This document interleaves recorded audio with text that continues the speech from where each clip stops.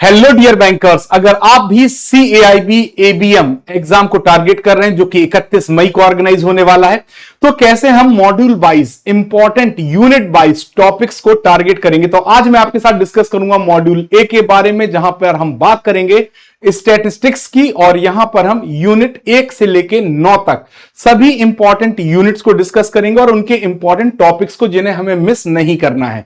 यानी अगर हमारा टारगेट है 60 प्लस मार्क्स, तो हम आसानी से कवर कर सकते हैं और अभी भी समय है अगर हम स्ट्रेटेजिक तरीके से अपनी प्रिपरेशन करें तो। सबसे पहले मॉड्यूल ए की बात करें, और मॉड्यूल ए में अगर मैं बात करूं, सबसे पहले unit number 1 definition of statistics, importance and limitation, data collection, classification and tabulation.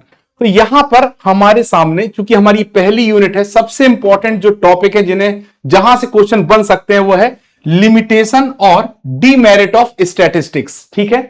Second अगर हम बात करें तो क्लासिफिकेशन एंड टेबुलेशन। तो टेबुलेशन जब हम करते हैं तो अलग अलग 1 वे टेबुलेशन, 2 वे, मल्टी वे टेबुलेशन, ज्योग्राफी बेस्ड अलग अलग, जो हमने 2 पॉइंट ही पढ़ा है, यहां पे 2 ही पॉइंट है टेबुलेशन में जो मैंने बताए हैं, वो दोनों ही टॉपिक्स को पढ़ लीजिएगा। साथ ही साथ फ्रीक्वेंसी डिस्ट्रीब्यूशन, ये 3 टॉपिक बहुत इंपॉर्टेंट है यूनिट नंबर 1 से। फिर यूनिट नंबर 2 सैंपलिंग टेक्निक बहुत इंपॉर्टेंट है, और यहां से हमारे जो क्वेश्चंस पूछे जाते हैं वो रैंडम सैंपलिंग से पूछा जाता है। रैंडम सैंपलिंग यानी रैंडम सैंपलिंग क्या होती है और उसके टाइप, उनकी डेफिनेशन बेस्ड क्वेश्चन आपसे पूछे जा सकते हैं। सैंपलिंग डिस्ट्रीब्यूशन से भी आपसे क्वेश्चन पूछे जा सकते हैं। ठीक है दोस्तों। साथ ही साथ अगर हम बात करें तो यहां पर हमारे लिए central limit theorem very important है। जहां पे भी हमारे पास सैंपल साइज 30 से ऊपर होता है वहां पर हम सेंट्रल लिमिट थ्योरम का यूज करते हैं। और फाइनाइट पॉपुलेशन मल्टीप्लायर, अगर ये नहीं समझ में आता तो भी कोई दिक्कत नहीं, बट सेंट्रल लिमिट थ्योरम के क्वेश्चंस कर लीजिएगा। और सैंपलिंग डिस्ट्रीब्यूशन को बहुत ध्यान से देख लीजिएगा, और टाइप ऑफ रैंडम सैंपलिंग देख लीजिएगा। फिर आ जाता है तीसरा यूनिट, बहुत इंपॉर्टेंट, पूरी यूनिट ही इंपॉर्टेंट है। अगर हम बात करें तो measure of central tendency, dispersion, skewness, कुर्टोसिस। यहां पे सबसे पहले अर्थमेटिक मीन, आपको तीनों मेथड पता होना चाहिए, जिसमें arithmetic mean, group, ungroup, group और कंबाइंड। ठीक है, तीनों आपको आने चाहिए। ज्योमेट्रिक मीन आप कैलकुलेट कर लीजिएगा, बिल्कुल आसान है। हार्मोनिक मीन देख लीजिएगा, मीडियन और क्वार्टाइल्स आप देख लीजिएगा। मोड, ये जो भी टॉपिक मैं बोल रहा हूं ध्यान से सबके एक एक न्यूमेरिकल आपको देखने हैं, चाहे वो अनग्रुप डेटा हो चाहे वो ग्रुप डेटा, इसको ध्यान से देख लीजिएगा। Measure of dispersion, range and coefficient of range and quartiles ऊपर से आप देख लीजिएगा, और कुर्टोसिस स्क्यूनेस की डेफिनेशन आप देख लीजिएगा बस। ठीक है दोस्तों। तो ये हमारा यूनिट नंबर 3 हो जाता है। इसके बाद हम लोग बात करेंगे मॉड्यूल ए के unit number 4 correlation and regression. यहां से आपसे केस स्टडी बेस्ड क्वेश्चन भी पूछे जाते हैं। कैसे?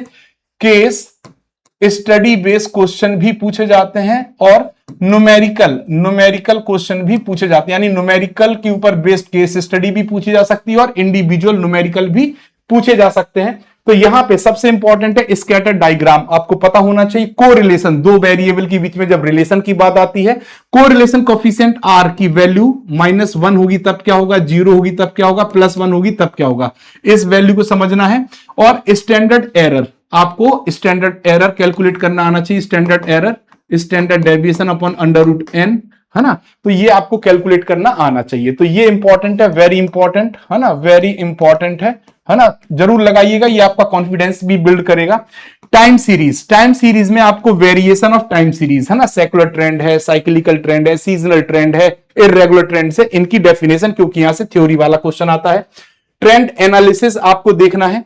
साइक्लिकल वेरिएशन और सीजनल वेरिएशन के ऊपर बेस्ड न्यूमेरिकल आपको देखने हैं। ठीक है।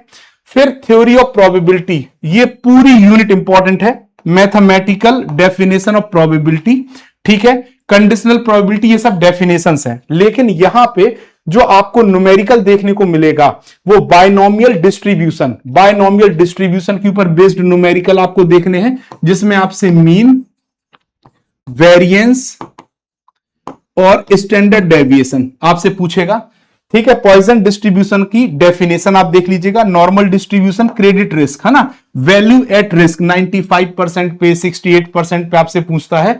और एक्सपेक्टेड लॉस, एक्सपेक्टेड लॉस के ऊपर बेस्ड जो न्यूमेरिकल है वो आप देख लीजिएगा। अगर आप मेरा क्रैश कोर्स पढ़ रहे हैं तो मैंने सिर्फ 2 क्लास में प्रोबेबिलिटी पढ़ाई है और दोनों क्लास प्रोबेबिलिटी आप कर लेंगे तो कुछ भी आपका मिस नहीं होगा। ठीक है दोस्तों, साथ ही साथ अगर आप देखेंगे एस्टिमेशन, अब देखो ये जो 3 यूनिट है लास्ट की, ये बहुत ज्यादा इंपॉर्टेंट नहीं है, अगर आप चाहें तो इसको ड्रॉप कर सकते हैं अगर आप लास्ट मिनट पे प्रिपरेशन कर रहे हैं तो, बट मैं आपको हमेशा सलाह देता हूं कि आप जब छोड़ रहे हैं तो उससे अच्छा एक बार पढ़ लें।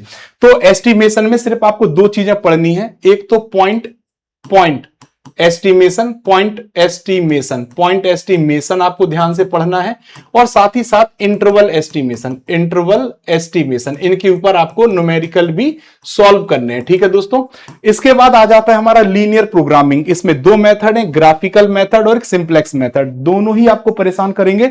सिंप्लेक्स मेथड बहुत ज्यादा टाइम लेता है तो इसको आप उतनी तवज्जो मत दीजिए, सिर्फ यहां पे सिलेक्ट वेरिएबल के बारे में आप समझ लीजिए और ग्राफिकल मेथड का एक क्वेश्चन जरूर सॉल्व कर लीजिएगा जो आपको कॉन्फिडेंस दे देगा। तो सिमुलेशन आप सिर्फ पढ़ लीजिएगा। तो ये वो सभी इंपॉर्टेंट टॉपिक हैं। अब देखो यहां पे अगर आप देखोगे तो यूनिट नंबर 1 मैंने कहा बहुत मतलब इंपॉर्टेंट है, यूनिट नंबर 2 बहुत इंपॉर्टेंट है, यूनिट नंबर 3 बहुत इंपॉर्टेंट है, यूनिट नंबर 4 बहुत इंपॉर्टेंट है, यूनिट नंबर 6 बहुत इंपॉर्टेंट है ना, और यूनिट नंबर 5 और 7 आप पढ़ लीजिए बस। तो ये आपकी 5 इंपॉर्टेंट बहुत ज्यादा इंपॉर्टेंट यूनिट्स हैं, 5 और 7 को बस ओवरव्यू पढ़ लीजिए। 7 में आपको सिर्फ ये 2 पॉइंट कवर करने, इनके ऊपर बेस्ड न्यूमेरिकल आपको लगाने हैं। तो ये थे मॉड्यूल ए के सभी इंपॉर्टेंट टॉपिक्स जो आपको कवर करने हैं, टारगेट करने हैं, और इसके लिए अगर आप 15 डेज स्ट्रेटजी में जा रहे हैं तो सिर्फ 1 से 4 दिन में आपको ये पूरे टॉपिक्स कवर करने हैं, जिससे कि आप मॉड्यूल बी पे जा पाए। तो अगली क्लास में, अगले सेशन में हम आपके साथ मिलेंगे मॉड्यूल बी के इंपॉर्टेंट टॉपिक के साथ। ठीक है दोस्तों, थैंक यू।